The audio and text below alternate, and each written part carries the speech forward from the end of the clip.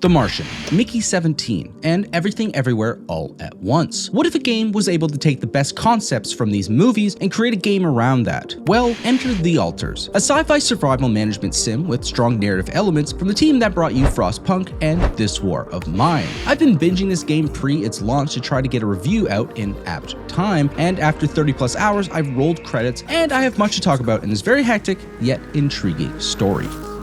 The story follows Jan Dolsky. Jan is the only survivor of a freak accident of an extraterrestrial mining expedition's landing attempt on a foreign planet. This is where the Martian's similarities come into play. Jan, as a solo crew member, is thrust into the lead role from his former builder position to survive and make it back home alive, but has to use ingenuity and a shoddy connection with his communication device to the corporate overlords to get himself home. Notably, these corporate folks seem more interested about what's on that planet than Jan's safety and well-being. And this is where the Mickey 17 relationship comes to play. It is understood in the first few moments that the original plan for this planet was to get a mysterious resource, and it seems due to the nature of the accident, Jan has to make the tough decision to clone himself using some technically advanced systems to be able to have a crew to survive and get home. And this is where we get the final comparison. These aren't just clones, but due to some advanced technology, they have their own distinct personalities and pull on different lived experiences and expertise, like how they did that for the Wang family in Everything Everywhere All at Once. Due to this, you get free choice of what expert variation of Jan you want at points throughout the story, and this is where you get to the branching options in this game. The game provides so many different options in dialogue that I think the branching story elements are something I will want to see a video on later, breaking down the choices and their effects, because it seems to have significant lasting effects on the ending you get. Each Jan you choose brings a different dynamic and story elements with them, so I'm very curious how certain things played out from a macro perspective based on these Jan choices, but also a micro one as some minor story elements veer in very different ways. This creates two things. One, a very intriguing story that differs based on your decisions and the timeliness of them, but also adds significant replay value, and the developers play into this. There are so many variations of Jan, and minor spoiler, you won't get access to every single one in a single playthrough. You don't need to be a completionist to complete the game and yearn to know more about these different Jans alone. The game uses a timeline strand to show the main Jan story, then shows breakpoints to show how different decisions created different variations, making this base story of Jan a very important aspect of the game. So seeing how a decision at a certain point would make a completely different variation is so interesting and is one of the most compelling aspects of the game's stories. Always wanting to see this new variation, this new Jan, who is both so different, yet the core is still the same. As you get less options for Jans, I lost a bit of excitement, as this was truly a driving motivation for me in the game. The game knows it has replayability with its branching story, and to make it easier, it highlights previous choices made so you can venture down a new route. The story premise is super strong in this game, but let's talk about the gameplay loops at play here.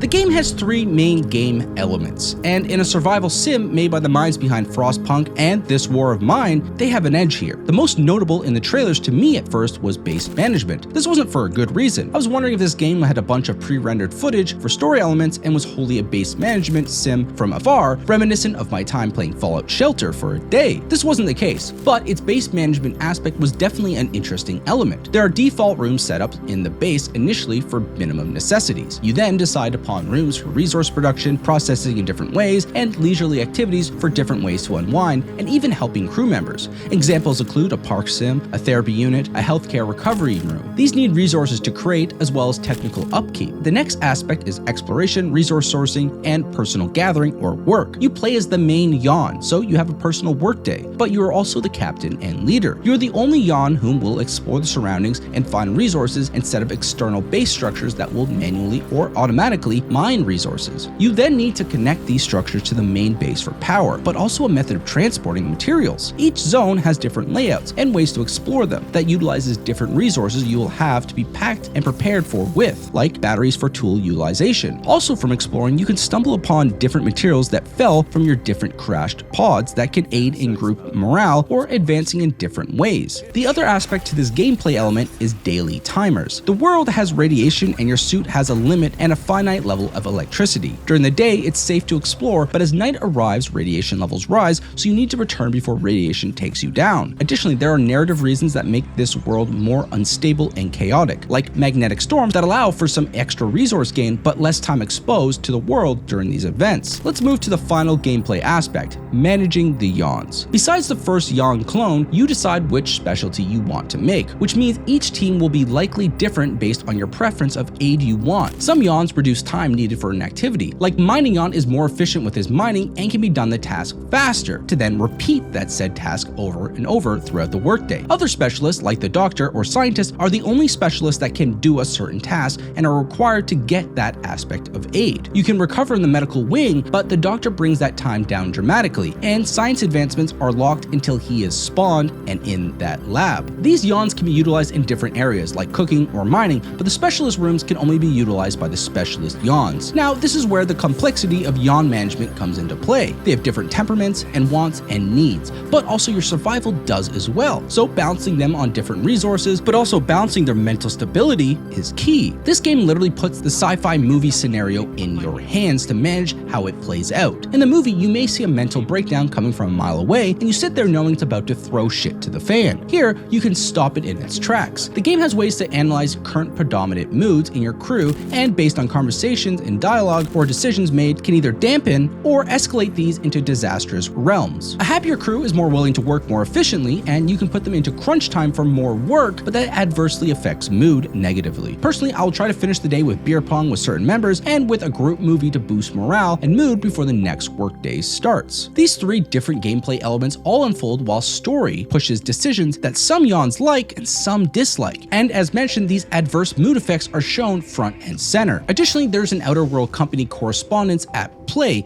and you decide how these bonds progress. Are they working for mutual gain, or is it more selfish and company progression oriented? How this all intermingles is in your hands as the gamer, all whilst the ticking clock of a base wiping element creeps ever closer. This mixture brings a lot of tension and stress, but also fun when all your management and personal progression is working well. I will note there is a format of combat-like stuff in this game, so it's not all just mining and resource management, but I want to be vague and highly emphasize combat-like.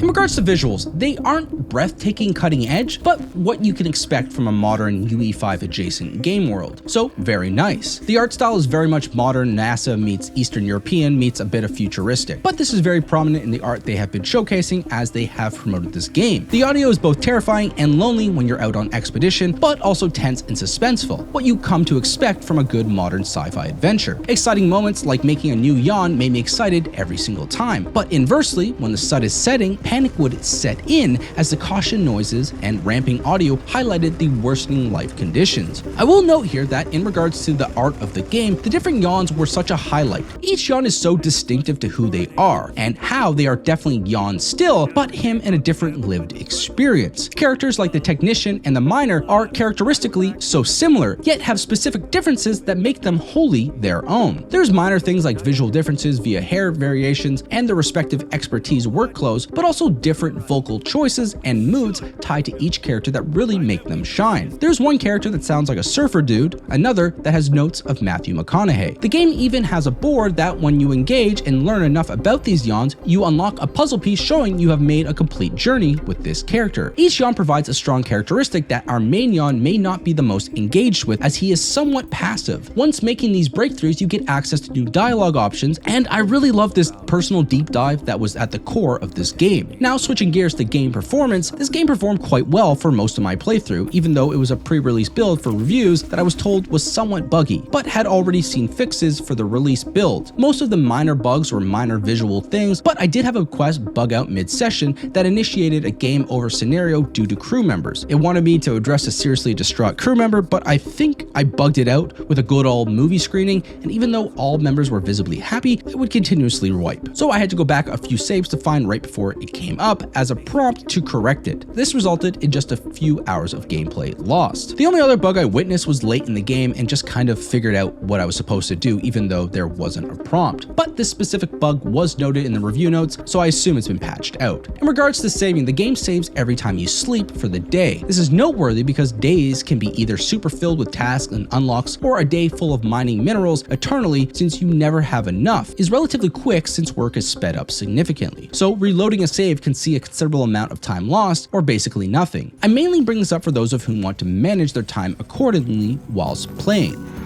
So as we wrap this up, let's go into my personal thoughts about this game. I was really on board for the first 2 acts. The game design was intriguing, slightly repetitive, but with new unlocks, new yawns, and a developing story, I was fully engaged with the game and new zones freshened it up. But as I got to the latter half of the final act, I did find it became a little monotonous and repetitive as we pushed for the final moments. I think this could have been resolved by increasing difficulty in my own settings, as both my economy and game difficulty was set at default, but everything seemed to be in motion and a sleeping sim at that point to push time unlocks to completion. I will say though, I don't think this should dismay you from trying this out if it at all intrigues you. The third act is the shortest act in comparison, and I imagine it was set up the way it was to really get away from the repetitiveness of the gameplay loop, as unlocks are near complete and the yawn cloning slows down. I loved my experience with this game as it blended a lot of things I really enjoy with its 3 different game design loops intermingled, as well as its design around concepts that I really enjoy from movies that I'm fond of. The Martian is an all-timer for me. I love the book and the movie that came out after, so playing as Jan in a similar setting and narrative probably pushes a bit of bias on me for how much I enjoyed this game. The deep dive into the character study of Jan and the personal journey he goes throughout is super engaging, and the alternate lives aspect was truly fascinating and a great concept to flesh out. There are plenty of horrifying moments and decisions, but also super touching ones just as well. The miner was my favorite alter in the end, as we went through a wonderful journey and he almost had a younger brother vibe to him. Additionally, the interactiveness of different branching story elements based on decisions made throughout, and the fact that the game provides a science fiction space setting that you can have full control of and manage all possible disasters felt so satisfying to do. I've seen so many movies in which you see these things coming a mile away, but in this scenario, you can stop it and progress forward. It's like a scary movie when some characters hear something spooky and check it out, but you have control over them